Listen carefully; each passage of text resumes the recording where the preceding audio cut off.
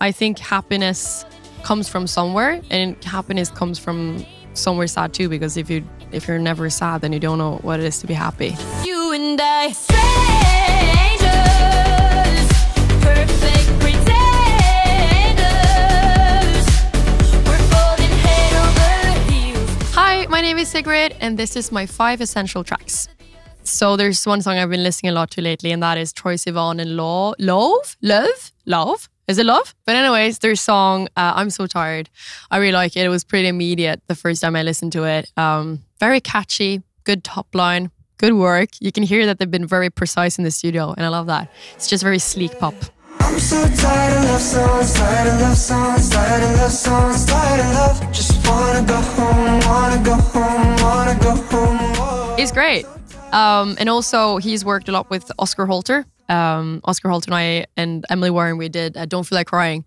So yeah, it's really fun. Oscar is such a great producer.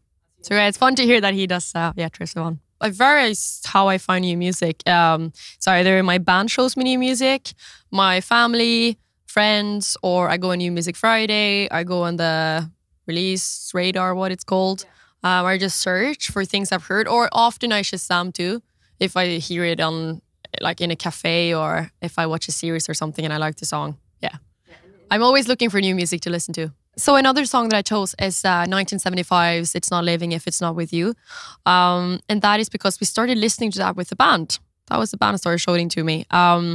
It's a really catchy song, and I've read interviews and it's really sad, the whole story behind the song. But that's also something that I love about this song, that it has 2 layers that I didn't notice that it was so sad when I started listening to it. I just thought it was like a happy tune, but then I started digging into it and it was actually quite brutal.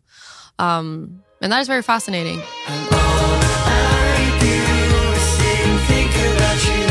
If I knew what you do, collapse my face when I've listened to them for a while. I remember when I was 16, we did a live session at the biggest radio station in Norway.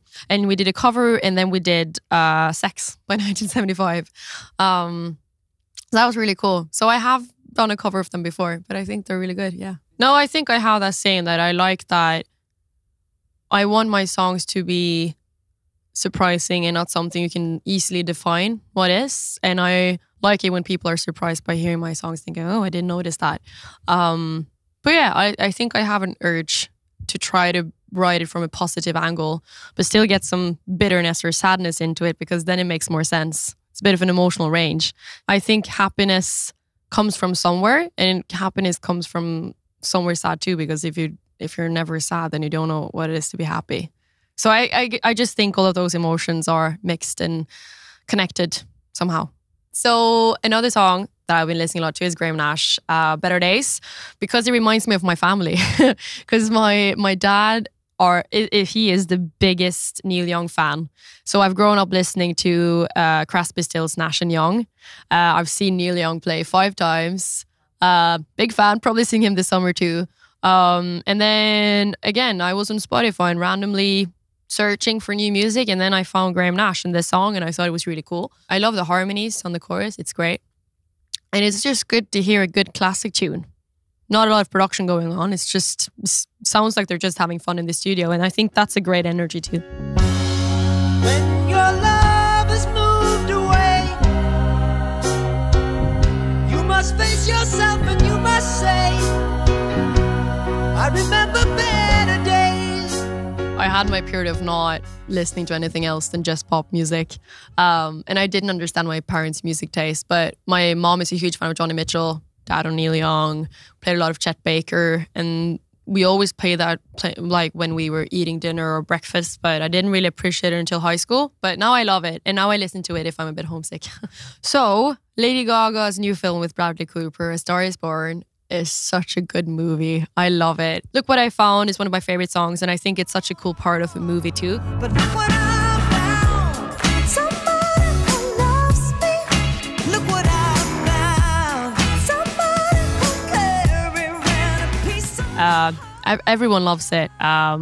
They deserve every award. It's really good. And one thing I remember most maybe from the film is the soundtrack. I immediately thought the soundtrack was brilliant. And I loved how they filmed all the live concerts. And it was quite realistic, I'd say. Like I really felt that adrenaline when they were playing, and I can just imagine Lady Gaga in the studio writing that song. I have so much respect for her. I think she's brilliant, and the way she's always evolving and never. It seems like she just like she does whatever she wants to do, but she's always done pop her own way. Yeah. And I think that's really cool because I think.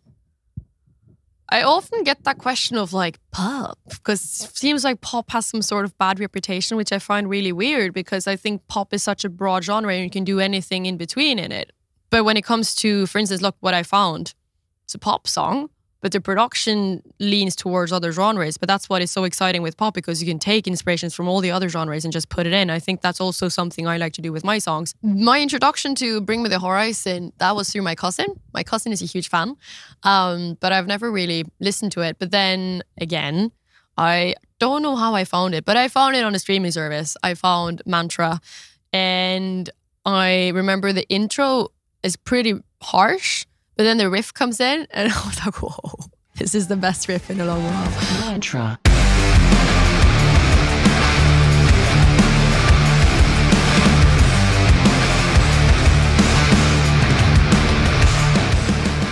I love it. And I love the production. It's definitely quite hard.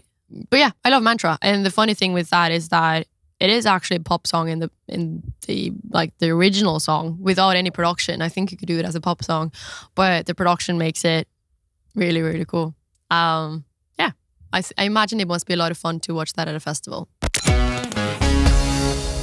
So that was my 5 essential tracks, and there's a lot more of those. So you can click here or here or here, probably here and here, maybe there.